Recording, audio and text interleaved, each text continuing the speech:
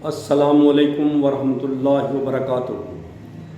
हज़रात ग्रामी, हम अहकाम शरीयत के मुतल्लिक़ आज कुरान पाक के हवाले से बात करेंगे और इसकी हम तारीफ़ इस तरीके से कर सकते हैं कि ये नेमत इलाही हैं, ना कि सबब परेशानी।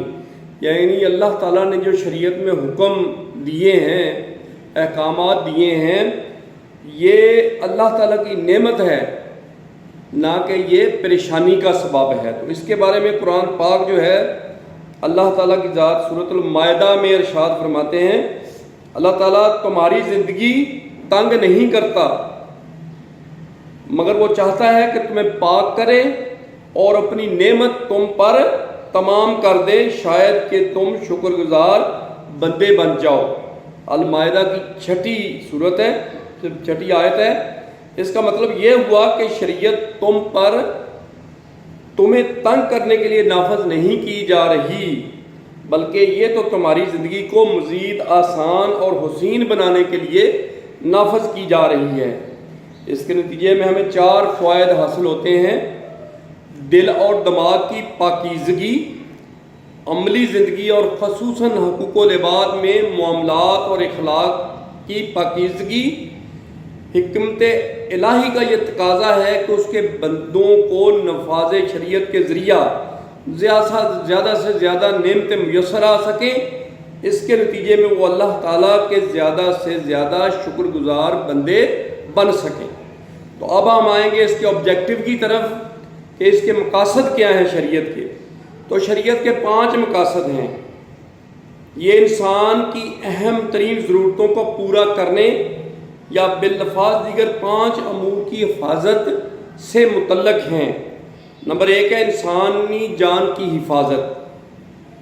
नंबर 2 इंसानी आबरू की हिफाजत। नंबर 3 इंसानी माल की हिफाजत। नंबर 4 इंसानी अक्ल की हिफाजत और नंबर 5 इंसान के दीन की हिफाजत। जान, इज़्ज़त और माल की हिफाजत तो वाज़ेह है।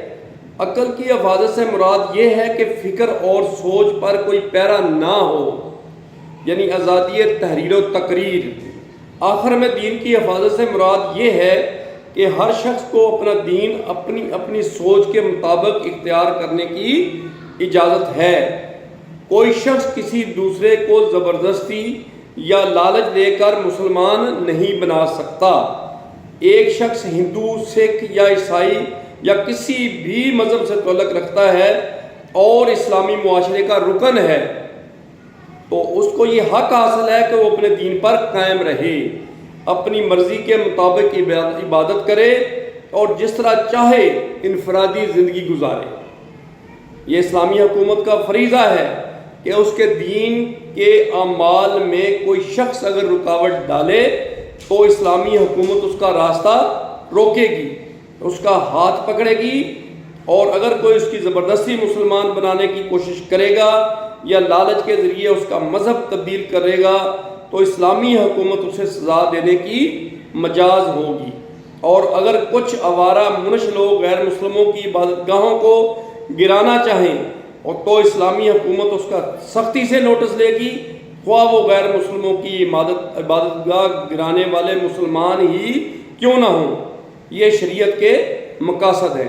हज़रात ग्रामी, अल्लाह ताला की ज़ात ने हमें पाबंद कर दिया है कि हमने किसी सूरत में भी किसी को भी मजबूर नहीं करना कि वो जनाब इस्लाम लेके आए या वो उसकी पाबंदी, इस्लाम के अहकामात की पाबंदी करे, बल्कि हर मज़हब को शख्सी आज़ादी है, उसको मजहबी भी आज़ादी है, उसको तकरीर व तहरीर की भी आज़ादी है, हर किसी को कि वो अपने मज़हब के लिहाज से अपनी ज़िंदगी गुजारे। और हमारे जो शरीयत के लिहाज से हमारी ज़िम्मेदारी जो इस्लामी हुकूमत की बनती है वो उनको शेल्टर प्रोवाइड करना इन केस ऑफ एनी, कोई किसी किस्म का भी अनासर ऐसे हैं जो कि उनको तंग करने की कोशिश करते हैं या उनके हुकूक सलब करने की कोशिश करते हैं या उनको नुकसान पहुँचाने की कोशिश करते हैं, तो हुकूमत की ज़िम्मेदारी है कि वो हर लिहाज से उन अनासर की बेहकुनी करे और उनको सख्त से सख्त सज़ा दे।